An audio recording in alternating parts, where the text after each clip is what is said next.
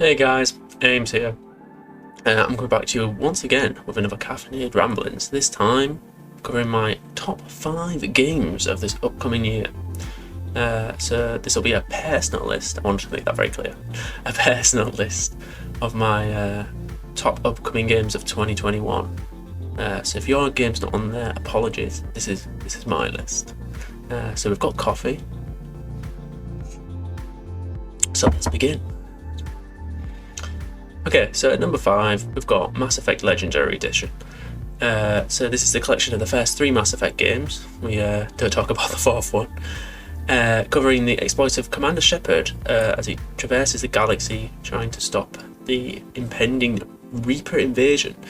The race of sentient beings hell-bent on just wiping out all life in the known galaxy. The game's slated to come out, this year. There are rumours that it will come out, around March, April time. Just still rumours though, but it is confirmed for 2021 on PS4, Xbox One, and enhanced editions, on PS5 and Xbox Series X and S, and also a PC launch, of course. It's going to be really interesting to see, what sort of improvements they can give. I'm hoping it's not just a simple port of the 3 games, particularly for Mass Effect 1. I mean, that's aged, the most out of the 3. It's certainly got, quite different mechanics to the other 2. It's 2 sequels, so I don't know if they're going to change it that much. I hope they are, and that's part of the reason why it's on my top 5 list. Otherwise, I might be a bit disappointed with it, but only time will tell. Okay, so the next game on my list is Horizon Forbidden West, the sequel to Sony's 2017 Horizon Zero Dawn, covering the exploits of Aloy in a far distant future where humanity's kind of rescinded. I don't want to spoil it too much.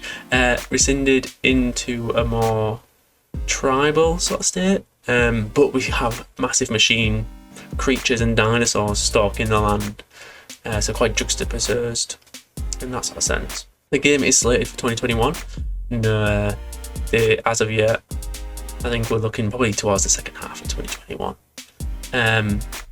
The game is going to launch on PS4 and PS5, and we don't know yet how what the gameplay is going to be like.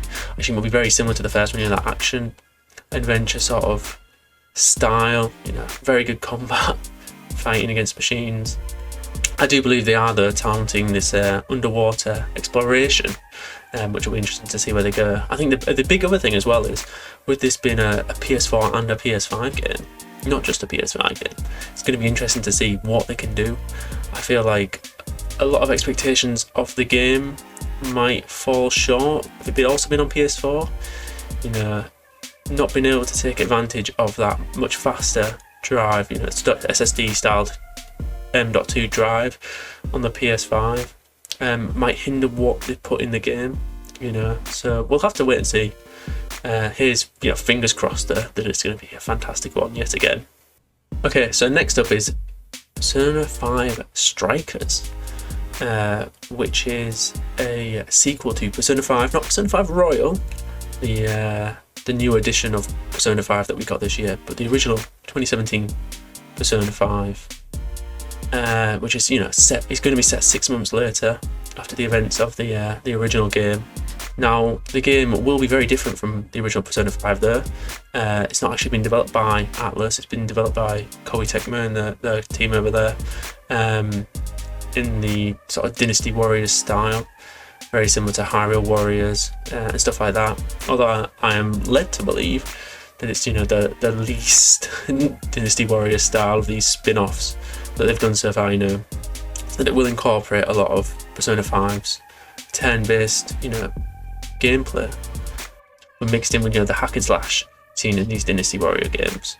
That is the only game actually on my list that has a definite confirmed release date, being the 23rd of February 2021, coming to PS4, PC and Switch. Next up we have Shin Megami Tensei 5. This game is actually quite related to Persona 5, in that Persona is the spin-off series of Shin Megami. It's going to be very interesting to see what Shin Megami Tensei 5 has. It's been a while since a full since Shin Megami Tensei 4 came out, all the way back on the 3DS. Shin Megami Tensei 5 was originally announced around the launch time of the Switch. Actually, it's one of the first games to be launched back in January 2017 before the console was launched. Of course, Shin Megami Tensei is a set of turn-based RPGs, and we've not seen any gameplay of Shin Megami Tensei 5 yet. We've got a new trailer end of 2020, confirming that the game was definitely still in development. It went quite dark there for a while. It's going to be really interesting to see what comes out of this, particularly with it being, one of those, like I say, one of those first Switch games announced, finally coming to the console like 4 years later. So really looking forward to this one, and fingers crossed it'll be a fantastic game. Last but certainly not least, we have Ratchet & Clank Rift Apart, the newest installment of the Ratchet & Clank series from Sony, coming exclusively to PS5. We've not got a launch date yet. It's been confirmed 2021. They did say launch window, I believe 2021, although given that we've heard nothing about launch date yet, it seems a bit unlikely that that's going to be the case unless they've taken the cake a bit in terms of what the class as a launch window. The game, of course, was announced at the PS5 reveal event several months ago now, although it feels like much longer, thanks COVID. Now, what excites me about the new Ratchet & Clank game is it looks to be one of the first really, next-gen games, being exclusive on PS5. It looks like it's, really going to take advantage of the hardware in terms of graphics, with, ray tracing being implemented, silky smooth, 60 FPS gameplay. The game is also going to, make use of the haptic controller they have on the PS5, and also, big use of this new storage system that they've, Sony have touted for the PS5. From looking at the gameplay trailers they showed, we'll have to see how realistic that is. But it looks like the game has real-time, instantaneous travel between worlds and locations, with no load times in between those, which I think is something you would not see on previous consoles. Okay guys, so that's my top 5 games of 2021. Leave a comment below, let me know what you think, whether you agree, whether you disagree. Let me know what your top 5 games are of this year. And until next time, please like and subscribe if you enjoyed this content, and I'll see you guys later.